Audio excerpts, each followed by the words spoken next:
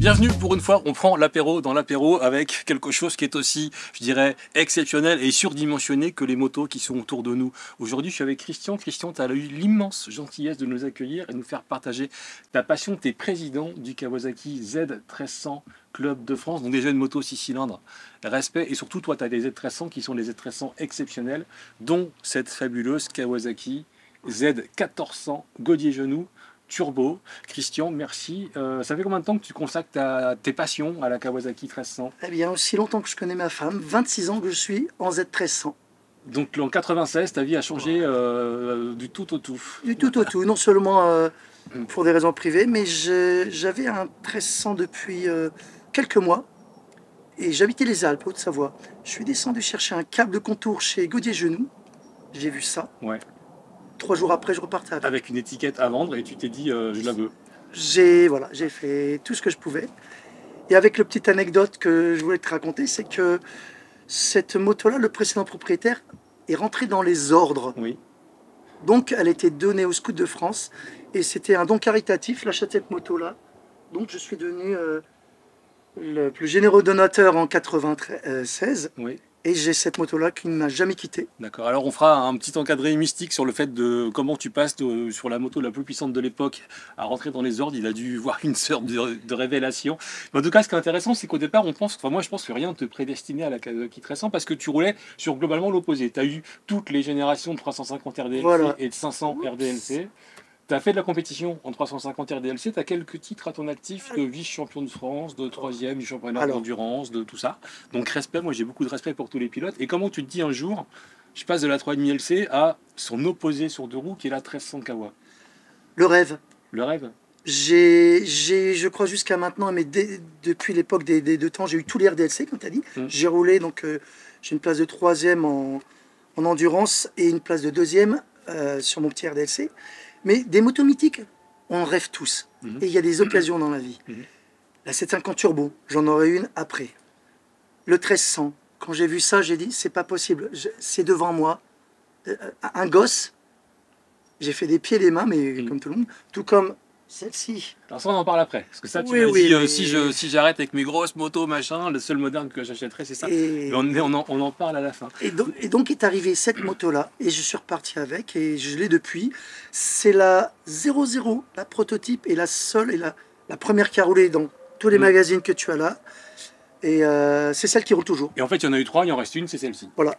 Et tu as la générosité de partager le guidon. C'est un grand plaisir. Et on t'en remercie à nouveau. Quel âge t'avais quand t'as attaqué la Z1300? Là, tu m'embêtes. Ouais, à la louche. 57 moins 26. Ouais, bon. 31. Okay. D'accord, c'est pas mal pour avoir ce type de machine. Ben, faut déjà rien qu'un 1300. Ouais. Alors, un 1300, à l'époque, coûtait, dans les années 80, 42 000 francs. On est en francs. Ouais. Les Godier, comme ça, non, mais sans le turbo, coûtaient 62 000. D'accord. La turbo a été à 120 000 francs. Donc, 3 fois le prix d'un 1300. Ouais, c'était quand même quelque chose, quoi. Bien sûr, ça a pris de la valeur de collection, l'entretien. Mais le fait que maintenant, de sa rareté, bah, la moto, est-ce que je cite le prix? Il y a une expertise qui a été faite à 55 000. Et des acheteurs me la demandent, mais elle n'est pas à vendre. Elle n'est pas à vendre, sauf si vous mettez plus de 60 000 sur la table, auquel cas on pourra commencer peut-être à réfléchir. Mais voilà. Un truc intéressant de la 1300, tu le connais par cœur, tu es président du club depuis combien d'années? Depuis très longtemps. En fait, le vrai fondateur, Patrick Lopez, a créé ce club-là 2 ans avant que j'ai un premier 1300. Ouais. Je suis venu et on est devenus tellement amis. En fait, on change entre trésorier et président. C'est le même groupe qui s'occupe, comme dans beaucoup de clubs. Donc, on s'en occupe et c'est quand même lui l'âme vivante de ce club. Mais je l'aide beaucoup, ne serait-ce que par les motos, les voyages. La moto va par exemple en Allemagne ou au Danemark régulièrement. Elle roule, c'est une moto, elle a plus de 100 000 km cette machine, c'est une moto de collection, unique au monde, mais elle roule et ça c'est remarquable. La 1300, tu la connais par cœur. Moi, Kawasaki, ce qui m'impressionne, c'est que sur certaines technologies, ils arrivent un peu après les autres. C'est-à-dire que les 6 cylindres, c'est d'abord Benelli. On sait que la Benelli 750, elle était marrante, mais elle avançait pas. Honda fait un truc qui est un petit peu magnifique, mais c'est quand même une grosse enclume. Kawa fait une enclume, mais techniquement c'est raffiné. C'est-à-dire qu'on est sur les carbus, puis sur l'injection, sur le refroidissement liquide. Il y a plus de puissance que ses concurrents, voire beaucoup plus de puissance que ses concurrents. Et c'est pareil sur le turbo. C'est-à-dire que des 4 japonais, c'est eux les derniers à faire une turbo, mais c'est la plus puissante, c'est la plus aboutie. Si tu veux regarder, à l'époque, les motos en années 80 faisaient 110 chevaux. Un 84, la Ninja Oui. faisait 115. Oui. La 750 Turbo, 115 aussi ou 118. Oui. La Z300 faisait 120 en carbu, 130. Celle-ci a 170 chevaux. Ouais. J'ai eu une réflexion moteur puisque j'ai eu un petit souci en cours de route, mais maintenant elle en fait 202,3 à la roue arrière. Ouais. Tu comptes 15% de déperdition, ça fait du 240 au moteur. Ouais. Et 18 mètres kilos. Oui, j'ai essayé, ça marche même bien. Revenons sur la 1300 avant de passer à la turbo. La 1300, pour toi, comment tu la qualifierais? C'est une espèce de...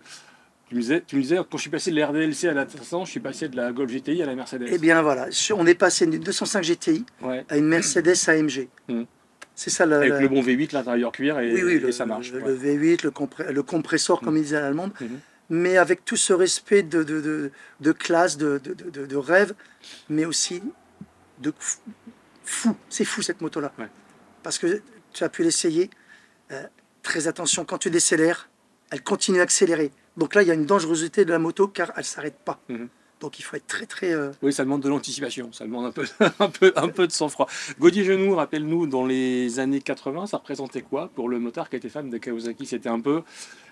Pouvoir se payer une Gaudier Genoux, c'était avoir réussi dans la sphère Kawasaki, quoi.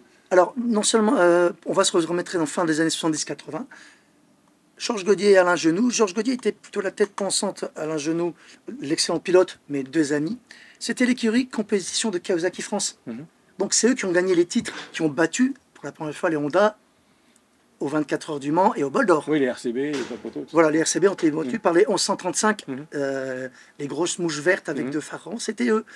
Et dans les années 80, il n'y avait pas encore l'éclosion des sportifs tels les G6R, les nouvelles générations de Genesis, Yamaha.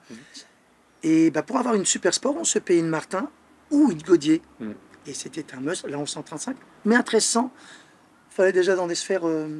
la différence de prix était telle. Alors tu m'as dit, la petite anecdote, c'est qu'en fait, ils ont mis un turbo sur la 1300 parce qu'ils avaient un client qui voulait taper les 300 à l'heure, en sachant qu'à l'époque, une moto de série, une 900 Ninja en full, ça faisait 250 chronos avec le vent dans le dos, et c'était déjà un bel optimum. 300, c'était une barre qui était absolument invraisemblable à l'époque. La genèse et l'histoire de la turbocompresseur, c'est que la 1300 est la moto la plus puissante avec 120 chevaux à l'époque. On est en 1980.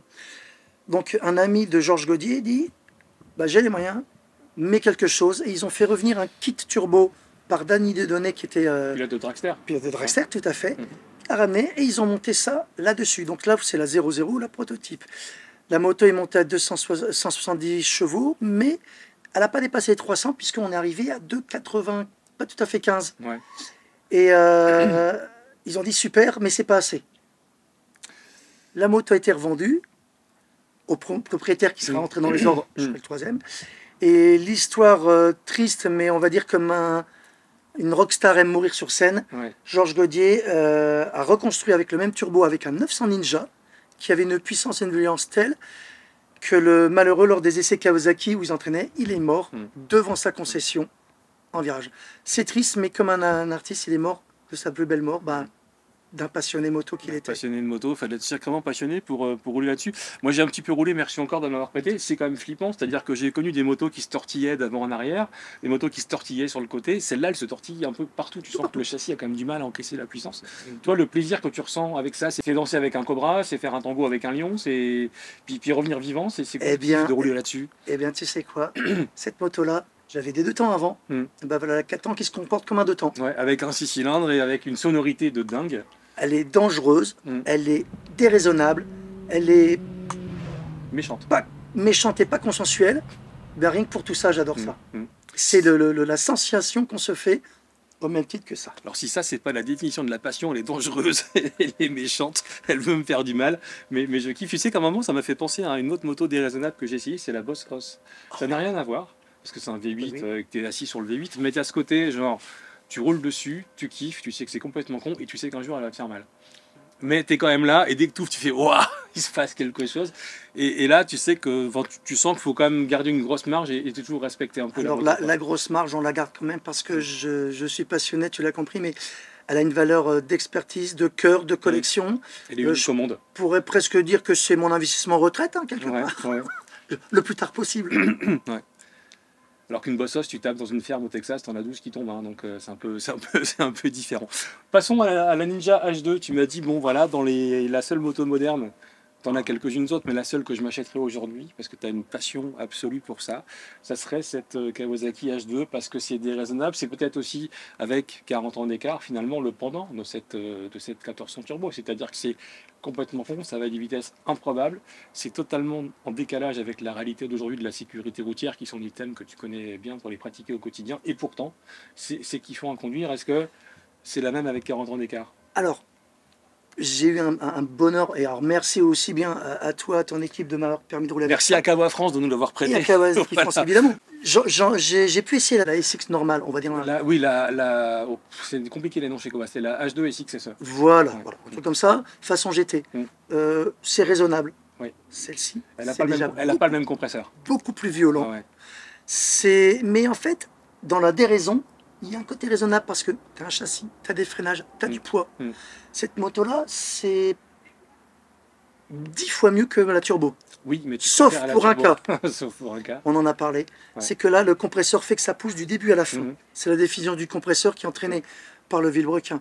Là, c'est les gaz d'échappement, donc Ouais. ça ne part qu'à 5500 tours. Ouais. Tu as 75 chevaux. 7500, tu en as 190.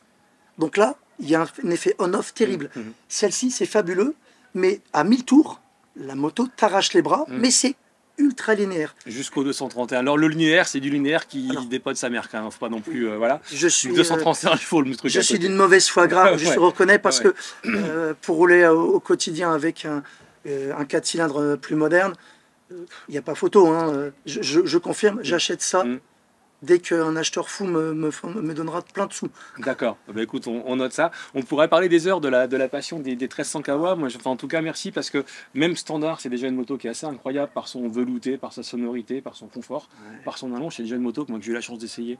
C'est déjà un vrai kiff. Autour de toi, il y a un sidecar quitté en 700 qui fait son... Avec combien de une chevaux marche arrière. 200 chevaux, c'est Il ça? a surtout une marche arrière mécanique qui lui permet de rouler presque à 50-60 en marche arrière. Ouais, bah ça donne pas envie, ça, 50-60 en marche arrière en sidecar, mais le moteur est quitté en 700, le radiateur est planqué dans le sidecar. Fred, merci encore pour tout ce que tu fais. Salut Fred.